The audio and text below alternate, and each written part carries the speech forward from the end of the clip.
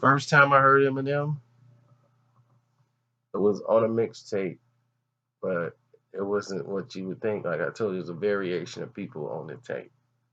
And it was an old cassette tape, variation of people on it. Then Eminem's song came on. And I forgot what it was. It was a freestyle over some song we've already heard before. And on this freestyle, he's just really going off, but it's so hilarious. And no one took it seriously. They just took it as like jokey rap. But I'm listening to,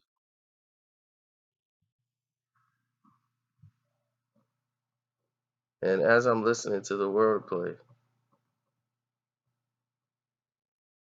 as I'm listening to like all the delivery, the way he's dropping it, and it was something in the forms like how a real MC would do it. Some of the things he said was so clever, even in simple form. That jumped out more than anything to me. And I was like, and it was violent shock rap, but it was funny.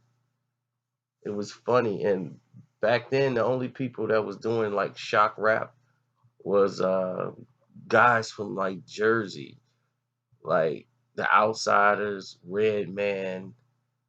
They did that kind of shock rap where it was silly type of rap, but with serious bars. Redman was doing it, and a lot of people in the Midwest was kind of do that, mostly underground hip hop. And his was his was just intense. But I knew then that he wasn't somebody. I didn't hear him again for a while, but I knew you could tell the talent. You could tell it right away. If you hear him in rap, you could tell there's immense talent in what it is that he does. I mean, going through what he's doing, it's it's kind of it's kind of how can I put this?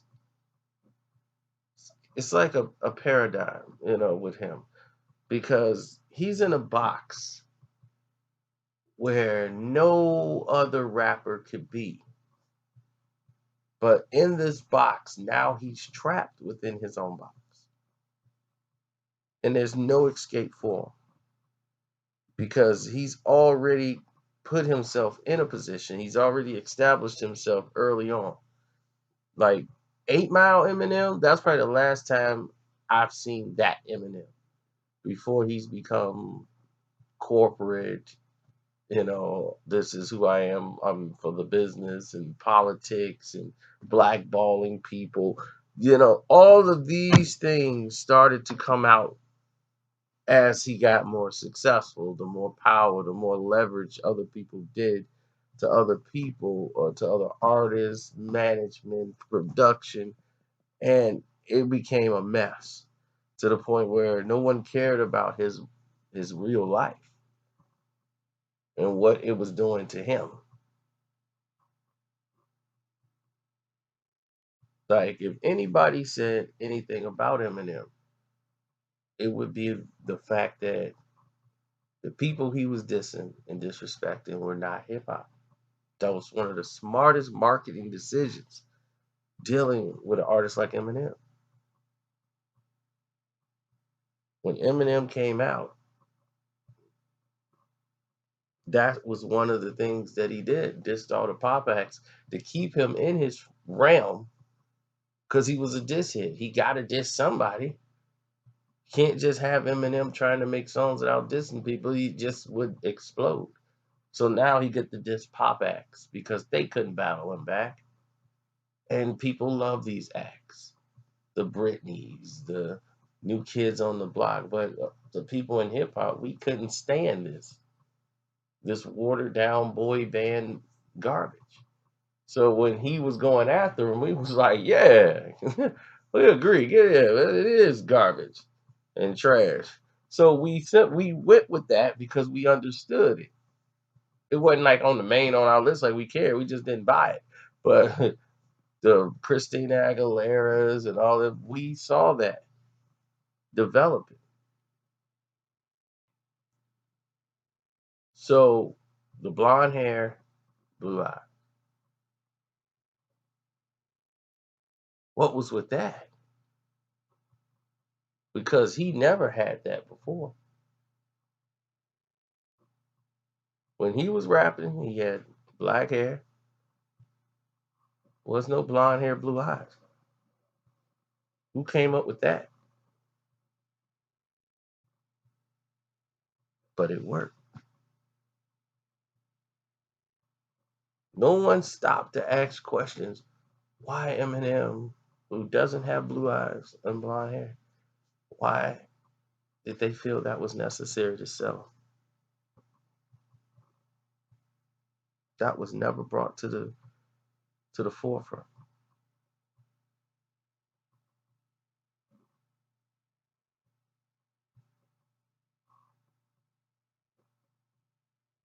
Then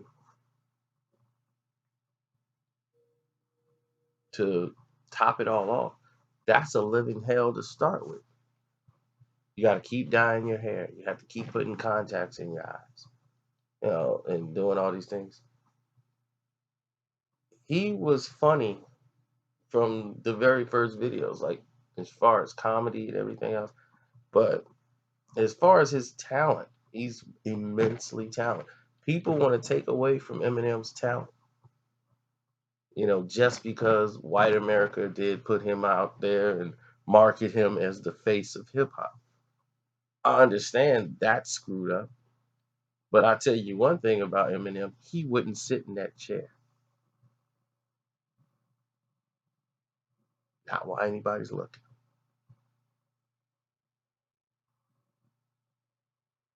But it does hurt him not to get the recognition that he deserves as an MC. The man's got talent.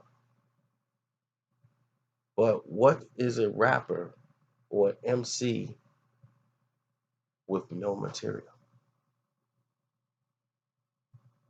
An MC with no material is dead. It's like the warrior with no water fight. And you putting him in a regular job going to work at Home Depot or something. He's dead. If you take what they love to do and you snatch that away, they're dead.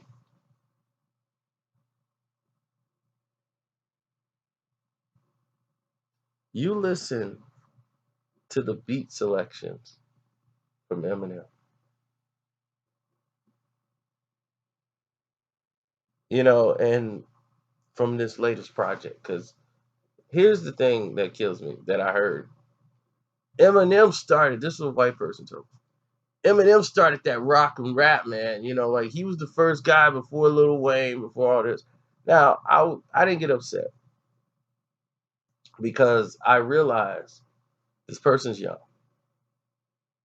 He's got to be in his 20s or whatever. He don't go back to rap history. He doesn't know it.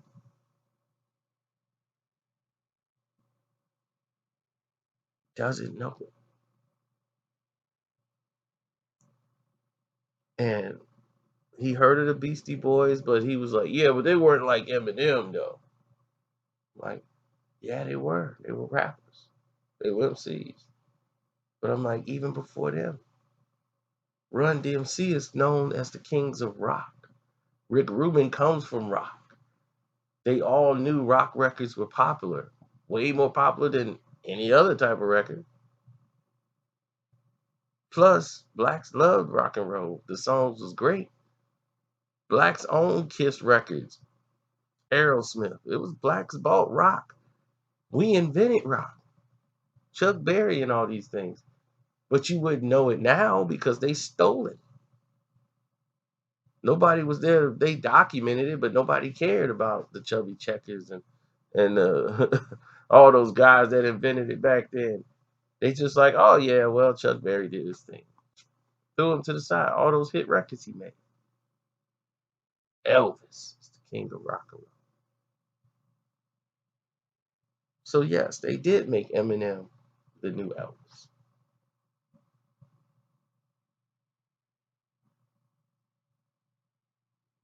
But he was immensely, and he is immensely talented. I just felt they needed more direction. I think they need more direction on his projects. But what I don't like is the fact that the marketing team want to like come out and blame blacks. Like he lost half his fan base, risked half his fan base, and when they came out with that narrative, like I risked half my fan base to go up against Trump, then if you're using that narrative, nobody asked you to do a damn thing, homie. I don't know. I don't remember nobody black like, man, come on, we need Eminem to stick up to us. Come on, fight Trump, Eminem. Nobody asked you to do that. That's alarming to me when people say things like that.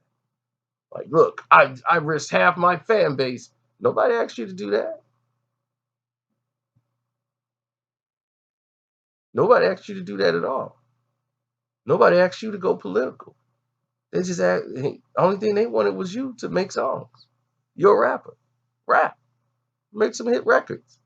That's all the people want to do. They want to party or dance to your songs. If they hot. That's it. That is it. And the type of music you're making today, nobody wants to get jiggy with that. And that's just the truth. If you go through Eminem's progressive changes, they're all seem like they're company design. He feel like he has to look a certain way. He has to be a certain way so that they don't write negatively about him. He's become more paranoid and insecure as he's gotten older. And then the narrative is always thrown out. What if Eminem was black? If Eminem was black, had the same songs out, would anybody care?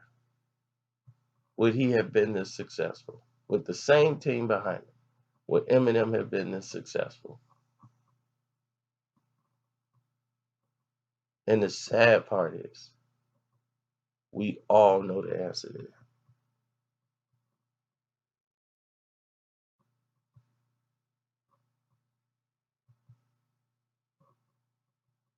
That's what's sad. We all know the answer to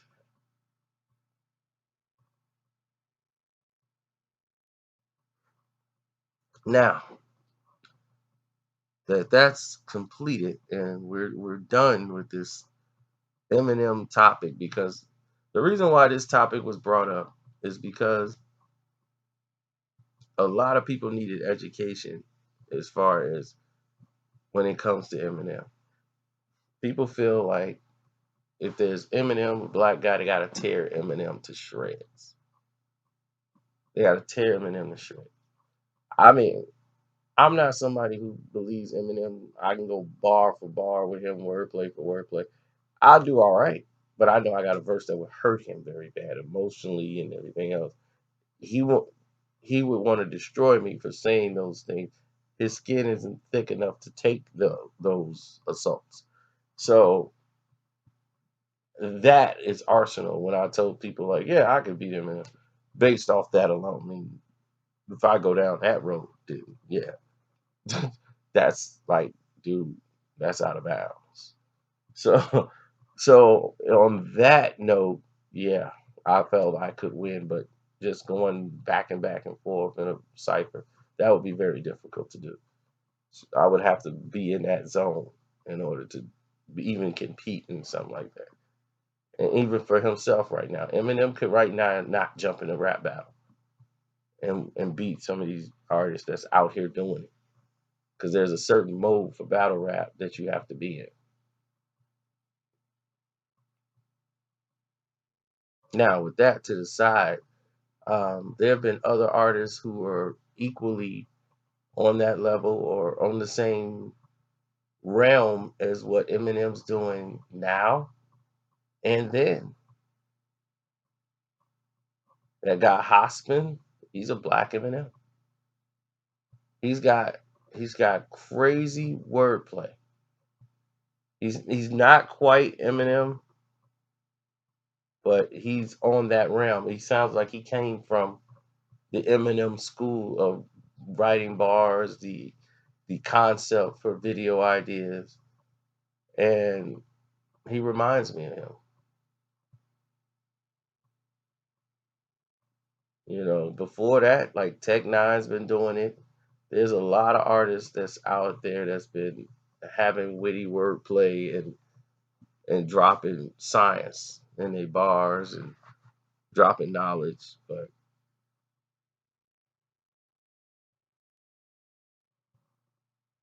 like there shouldn't be anyone out there who don't know Run DMC's are the king of rock. They never said they were the kings of rap. They said they was the kings of rock. Never told anybody, yo, we the kings of rap. No, they were the kings of rock. Their first album was King of Rock. So it resonated with everybody in the group, and people cared about what they were saying over the rock beats. It broke rap through the barrier and took it from being a hobby to something you did around the house being a hobby and escalated it into a real legitimate business.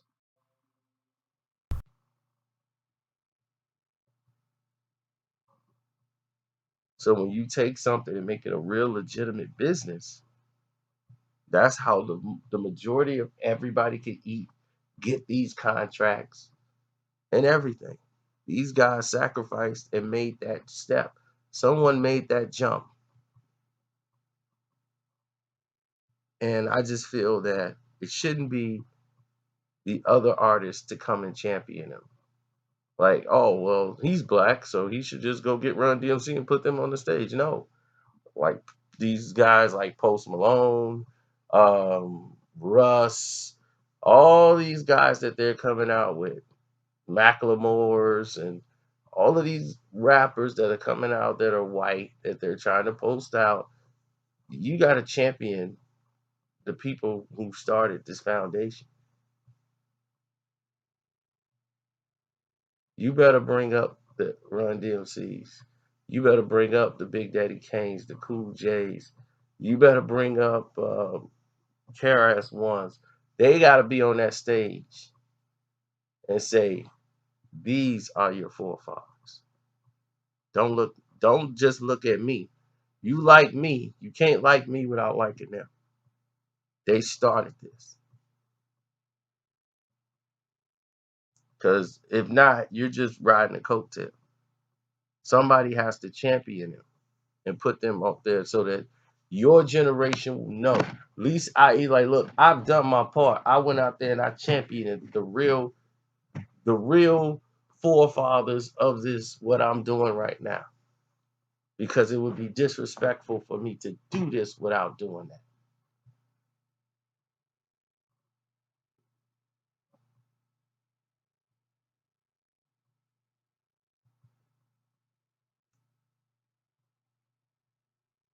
Because believe me, the other way around, they do that.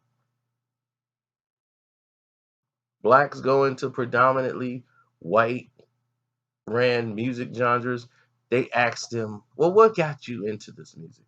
Who did you listen to? And it's always, well, I listened to this white group, this white group, this white group, this white group. We've seen it done. They set it up so that you can champion them. It's not set up like that for them. And people need to ask why.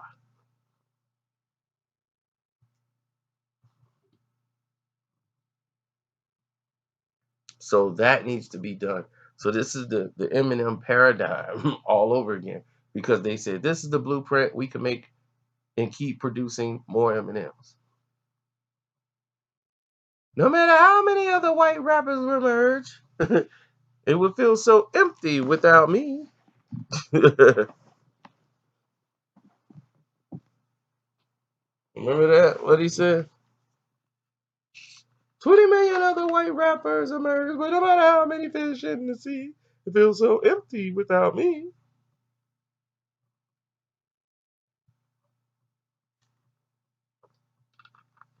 Thought it was a joke, huh? It's not.